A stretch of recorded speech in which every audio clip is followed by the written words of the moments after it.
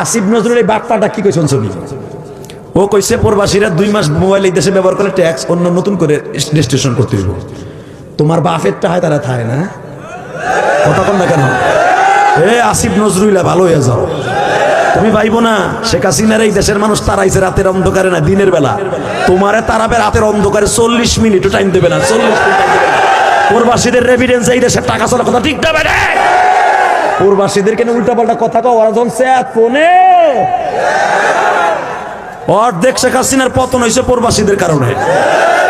1.5 কোটি প্রবাসী আমার বাংলাদেশ থেকে রেমিডেন্স পাঠায় প্রতি মাসে, হাজার হাজার বিলিয়ন কোটি টাকা ব্যাংকে পাঠায় না, হুন্ডির মাধ্যমে পাঠায় না, ব্যাংকে পাঠায়। যেই ব্যাংকের টাকা দিয়ে মোস্তাওয়াইতেছো, হ্যাঁ প্রবাসীকে চিনো না? প্রবাসীরা যখন ফোনে গাছটি বসকালে কোন দিক যাবা ঠিকও পাইবা না।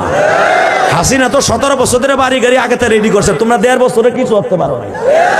যে দেশে যে পালাইবা ওই দেশে প্রবাসীরা থাকে, ওই দেশ আওয়ামী লীগের থাকে, বিএনপিও থাকে, জামাতও থাকে, তোমাগো কোনো দল নাই।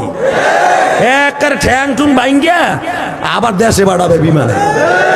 প্রবাসী করলে বাট পারি 2 মাস থাকলে আবার রেজিস্ট্রেশন করতে মোবাইল বলে 2টা একটার উপর আনতে পারবে না।